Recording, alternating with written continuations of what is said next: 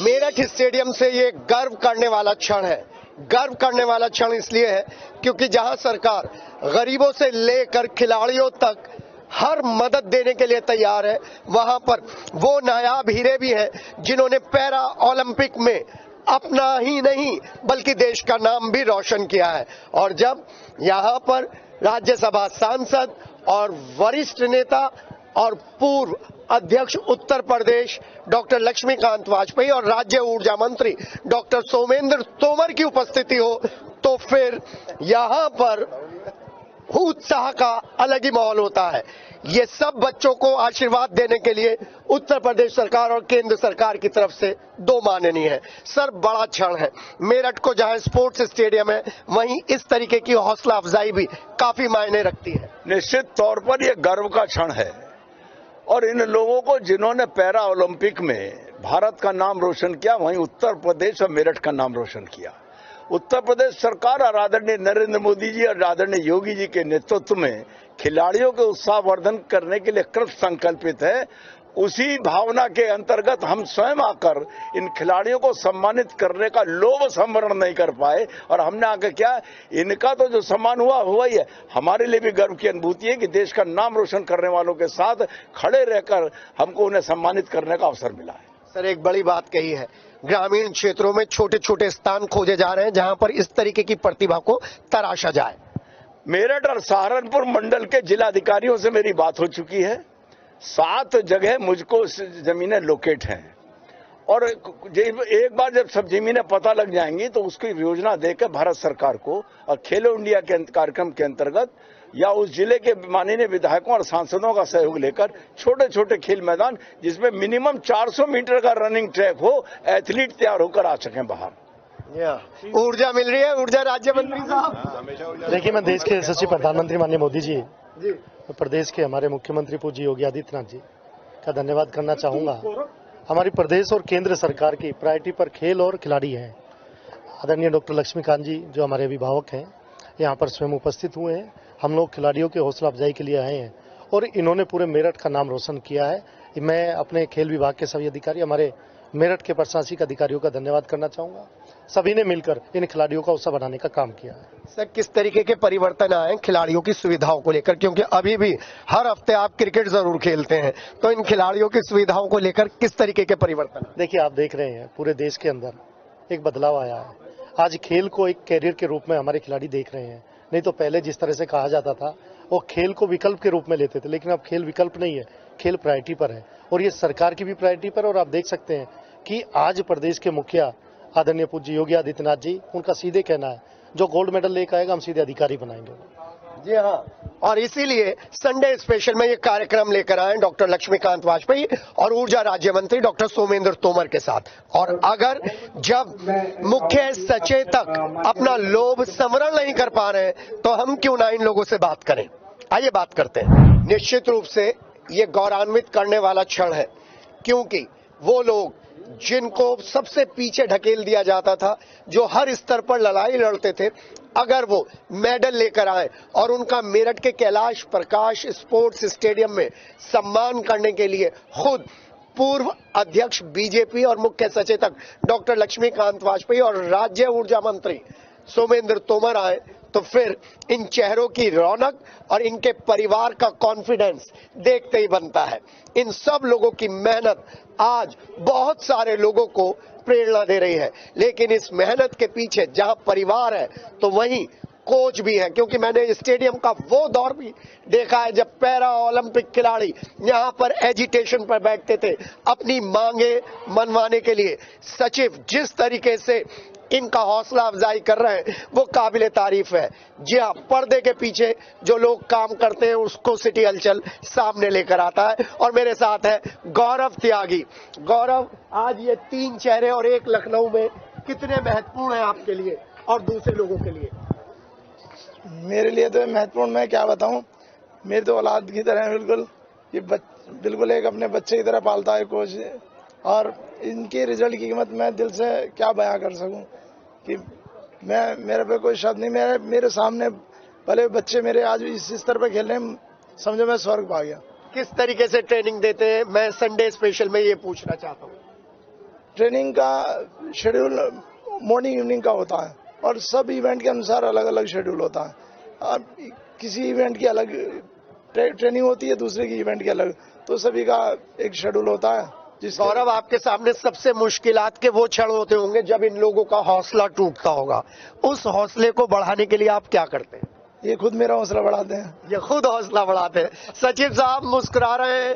बहुत सारी बातें ऐसी हैं जो पूछ नहीं सकते, बता नहीं सकते, लेकिन खिलाड़ियों के साथ कोच को भी ऊपर उठाना चाहिए, तभी नए नए कोचेज आएंगे। जो खेल नहीं पाए वो ट्रेनिंग बहुत देते हैं। मैंने अभी 12वीं फेल देखी है। 12वीं फेल जब इतने ऊंचे पोस्ट पर पहुंच सकता है तो मेरे कोच, हमारे कोच, आपके कोच क्यों नहीं इनको मुकाम दिला सकते? उनके लिए क्यों नहीं कुछ होता? देखिए, ये सिर्फ एक ऐसा विषय नहीं है कि जिसमें खिलाड़ी ने मेडल जीता, उसका सम्मान हुआ, परंतु उसको उस लेवल तक पहुंचाने के लिए जिस व्यक्ति ने महत्वपूर्ण योगदान दिया वो होता है गुरु, और बिना गुरु के ज्ञान प्राप्त नहीं होता।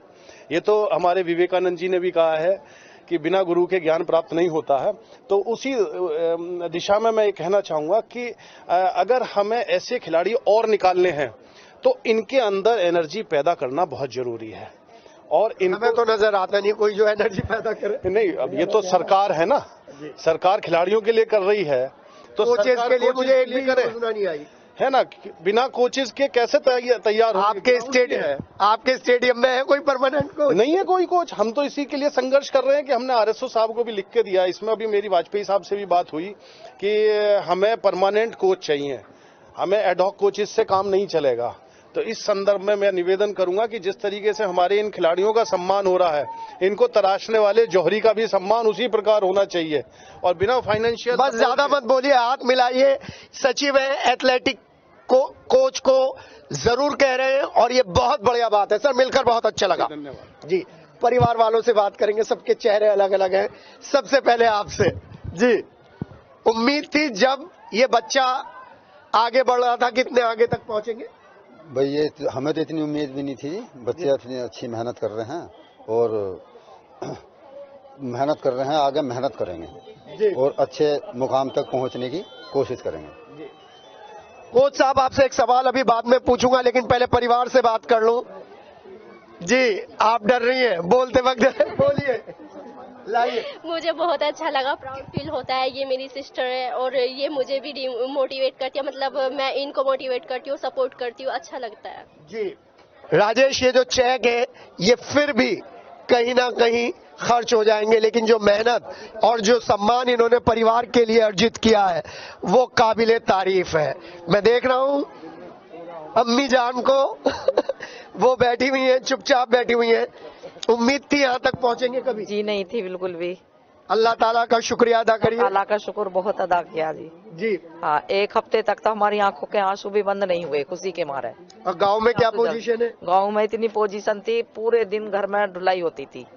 गांव वाले सुन सुन के आते थे, पहले कुछ कुछ बोलते थे कि ये बिरान फिरती है लड़की, फिर उसके बाद उनका भाई ये इतने लेवल पे कैसे पहुंची जी। तो फिर मतलब एक जब तक जैनब घर पे भी नहीं आई, जब एशियन का पता लगा, जब से ही घर में लाइन लग गई थी आने वालों की। जी हाँ, ये हौसला यहीं से बढ़ता है। माँ को इसलिए ही सबसे ऊपर का दर्जा दिया गया है। जी उम्मीद नहीं थी, अल्लाह ताला ने यहाँ तक पहुँचा दी, बहुत शुक्रिया ऊपर वाले का। बताना चाहूंगा, अन्नू रानी के पिताजी भी हमारे। आ जाइए आ जाइए आ जाइए। आजकल तो मूछे बिल्कुल ऊपर कर दिए अन्नू रानी ने। हाँ जी, है जी, बिल्कुल। बिटिया ने मूछे ऊपर कर दी। ये उन लोगों के लिए सबक है जो बेटियों को कमतर आंकते हैं हर स्तर पर। जी जी, गांव में अलग तरीके की लड़ाई होती है, कस्बे में अलग तरीके की लड़ाई होती है। अन्नू जैसे अभी बता रही थी मोहतरमा, वैसे ही आपने भी फेस करी होंगी डिफिकल्टी जब बेटी बाहर निकलती होगी। ऐसा है, सबसे पहले तो लक्ष्य बनाना पड़ता है। किसी भी विषय का खिलाड़ी हो, किसी भी उसको लक्ष्य अगर मिल गया है और उसको गाइडेंस सही मिल रही है तो मैं समझता हूँ उसे सफलता निश्चित रूप से मिलेगी। और इसमें योगदान अन्नू रानी के में सबसे योगदान अमरपाल जी का है, जिन्होंने रात दिन उसके साथ मेहनत की है और इनका त्याग भी है और मेहनत भी है, और मेहनत से ही फल मिलता है। मैं एक बात पूछना चाहता हूँ, आप गांव के आदमी हैं, काश्तकार है, किस तरीके से इतना सारा खर्चा आपने उठाया? खर्चा बहुत जबरदस्त है, हौसले की तो बात ही है। हाँ जी, खर्चा तो उठाना पड़ता है बच्चे के पीछे, बच्चे को गाइड भी करना पड़ता है बहुत। क्यों गांव वालों ने कहा कि लड़की पे क्यों पैसा जाया कर रहे हो? कहते ही है गांव वाले, तो कोई कुछ कहता है, चर्चा चलती है, चर्चा तो चलती है, कोई कुछ कहता है, कोई कुछ कहता है, ये तो गाँव का तो काम ही है सर, तो मेहनत बहुत। लेकिन अन्नू रानी के पदक जीतने के बाद गाँव का माहौल बदला। हाँ जी, बहुत खुशी माहौल, बहुत खुशी का माहौल है, बहुत खिलाड़ी चल पड़े, क्षेत्र का ही बदल गया और देश का बदल गया। तभी मैं रवि से इजाजत लेना चाहूंगा। रवि, तुमसे सबसे बाद में बात करूंगा, पहले दोनों बेटियों से बात कर लेते हैं जिन्होंने एक अलग मुकाम दिया है उन बच्चों को जो खेल को अपना कैरियर बनाना चाहते हैं। जी हाँ, आज मान सम्मान, और एक दौर वो था जब अंधेरा ही अंधेरा। कितना बड़ा रास्ता कवर किया है? रास्ता तो सर बहुत बड़ा है, लेकिन बीच बीच में उतार चढ़ाव आते रहते हैं। बट खिलाड़ी के अंदर एक चीज होती है कि वो सेल्फ मोटिवेट बहुत ज्यादा होता है। वो रोता है कोने में जा जाके, लेकिन वो सेल्फ मोटिवेट हो जाता है, अगले दिन वो फिर खड़ा हो जाता है ग्राउंड के टाइम पे, और वही लगातार प्रक्रिया चलती रहती है, तो एक दिन यहाँ पहुँच जाते हैं बस। आज तिरंगा आपके कोर्ट पर है, दिल के पास है। हाँ बिल्कुल, ये बहुत प्राउड मोमेंट होता है, इसी के लिए खिलाड़ी मेहनत करता है। किसको आप इसका श्रेय देना चाहेंगी घर पे?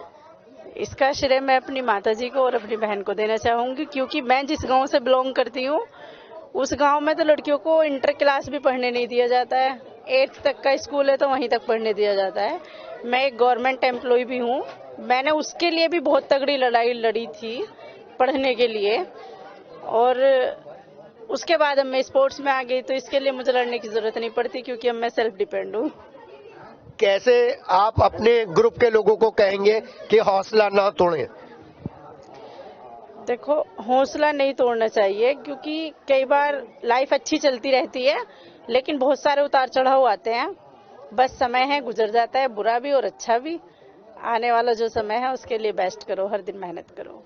हाथ मिलाऊंगा आपसे, क्योंकि ये हाथ मैं बहुत सारे लोगों से मिलाता हूं, और ये हाथ मैंने इसलिए मिलाया है उन बच्चियों के लिए जो गांव में शिक्षा पाने के लिए संघर्ष कर रही हैं, और यहाँ तो संघर्ष कुछ अलग लेवल का है।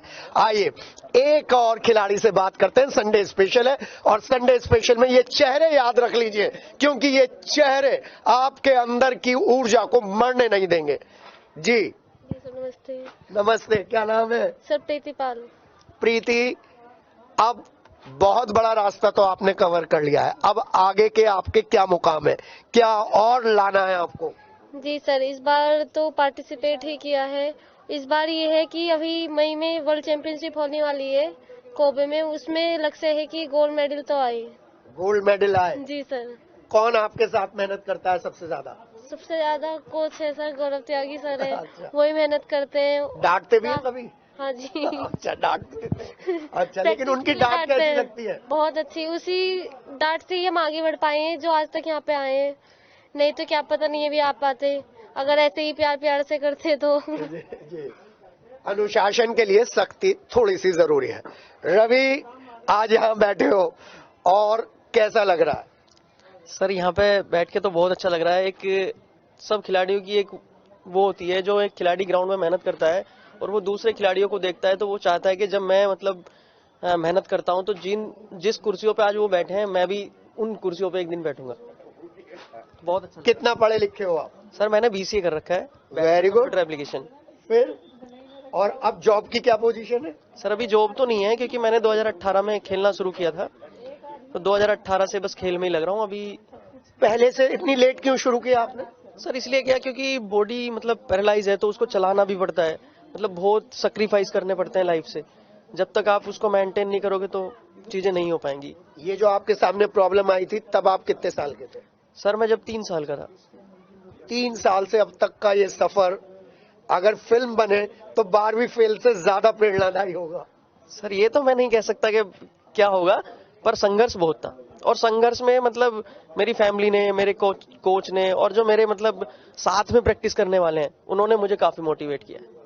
जी हाँ, इन लोगों से हाथ मिलाकर मैं खुद अपने आप को गौरवान्वित महसूस कर रहा हूं और कोच गौरव त्यागी मेरे साथ हैं, क्योंकि बिना गुरु के अनुशासन के ये काम नहीं होता। गौरव, मैं एक बात पूछना चाहता हूं, इनके डाइट प्लान जो है, जो खाने का हिसाब किताब है, उसे कैसे मैनेज करते हो, क्योंकि वो भी एक बड़ा कॉस्टली आइटम है। डाइट के लिए तो मैं आपको बताऊं, मैं इनके पेरेंट्स का बहुत धन्यवाद दूंगा, जो कैसे भी ये खिलाड़ी अगर तैयार कर रहे हैं ना, तो मेरा रोल तो ग्राउंड तक है, लेकिन घर में अगर माता पिता इन्हें डाइट कैसे प्रोवाइड करा रहे हैं, मैं उसके लिए उनके माता पिता को बड़ा धन्यवाद दूंगा, क्योंकि खिलाड़ी 50% ग्राउंड में तैयार होता है तो 50% रसोई में तैयार होता है ना। और उसके लिए मैं इनके घर वालों का शुक्रगुजार हूं कि आज उन्होंने किस तरीके भी किसी भी कोई भी व्यवस्था रही हो, उन्होंने बनाकर इन्हें तैयार करे और इनकी डाइट का ध्यान रखा, जो भी वो अपने तरीके से प्रोवाइड करा पाए, और उस पर फिर मेहनत करने का इनका काम, कराने का हमारा काम रहा। तो एक मिली जुली एक परफॉर्मेंस थी, तो उसमें माता पिता का रोल बहुत बड़ा रहता है, और इसके लिए मैं तो इनके फैमिली पर्सन का बहुत धन्यवाद दूं। या ये सब कहने को तो जिस चेहरे हैं, 3 चेहरे हैं, लेकिन इनकी कहानी बहुत अलग है। और यहाँ पर मैं प्रधानमंत्री नरेंद्र मोदी की उस योजना को जरूर धन्यवाद देना चाहूंगा, जिसने दिव्यांगता को अभिशाप न मानकर वरदान माना है। और प्रधानमंत्री जी, और मैं इतना भी आपको ये मन से विश्वास दिला रहा हूं कि अक्टूबर में हम फिर मिलेंगे इन्हीं खिलाड़ियों के मेडलों के साथ। ये मेरा वादा है आपसे, आज की मेरी बात लिख लेना। जी हाँ, अक्टूबर में फिर मिलने का वादा किया है। लेकिन यहां पर मैं प्रधानमंत्री नरेंद्र मोदी की उस योजना को जरूर जिक्र करना चाहूंगा, जिसमें उन्होंने दिव्यांगता का कॉन्सेप्ट लाकर इन बच्चों को ही नहीं, पूरे देश को संदेश दिया है कि दिव्यांगता अभिशाप नहीं है, वरदान है। और उस मूल मंत्र को इन 3 चेहरों ने और इस परिवार ने साकार किया है, जमीन पर उतारा है।